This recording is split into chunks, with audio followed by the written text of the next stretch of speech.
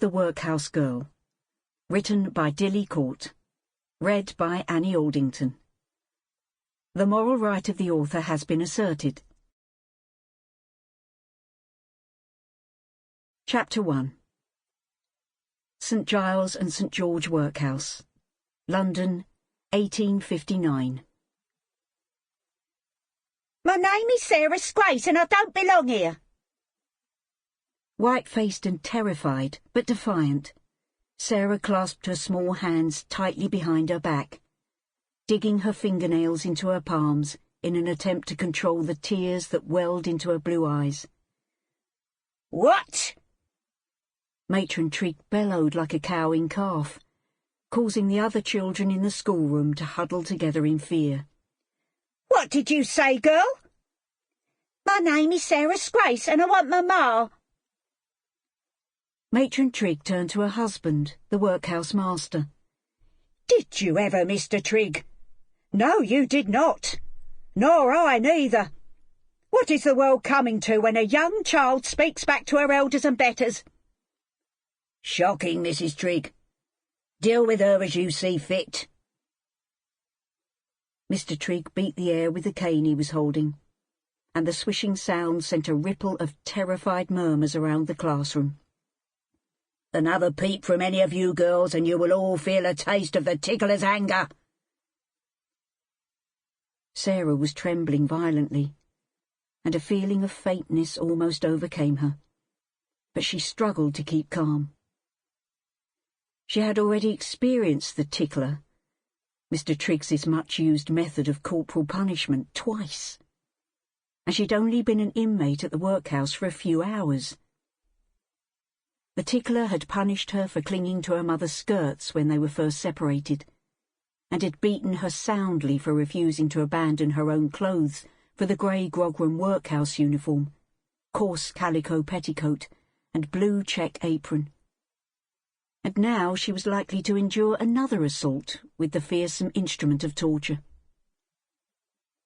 She glanced nervously at Matron's bulldog jaw, set in a harsh line despite her flabby jowls.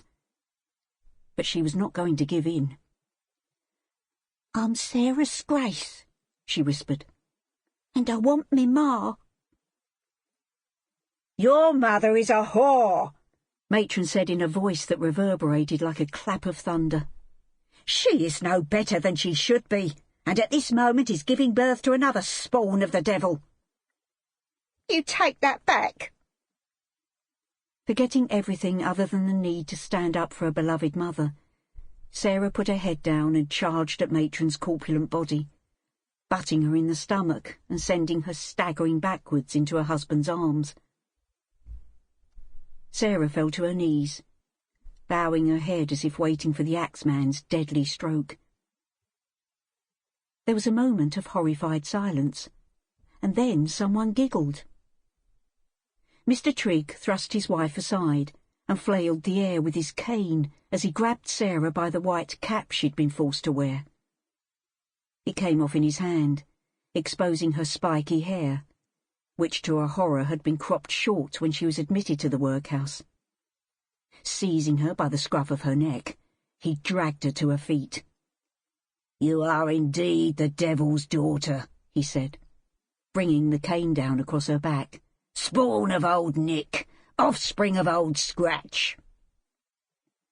Sarah cried out as he beat her again and again, until she crumpled in a heap at his feet. He released her with a growl. "Let that be a lesson to you."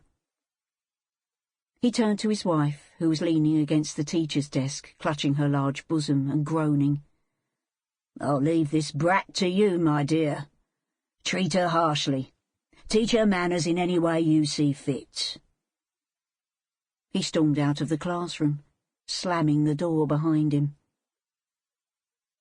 Matron Trigg raised herself, aiming a savage kick at Sarah. "Get up!" With difficulty, Sarah scrambled to her feet. She faced her tormentor with a defiant toss of her head. "I'm not the devil's daughter," she said in a low voice. "I used to go to Sunday school regular, and he's got no right to say things about Ma. It ain't her fault that Pa got drowned."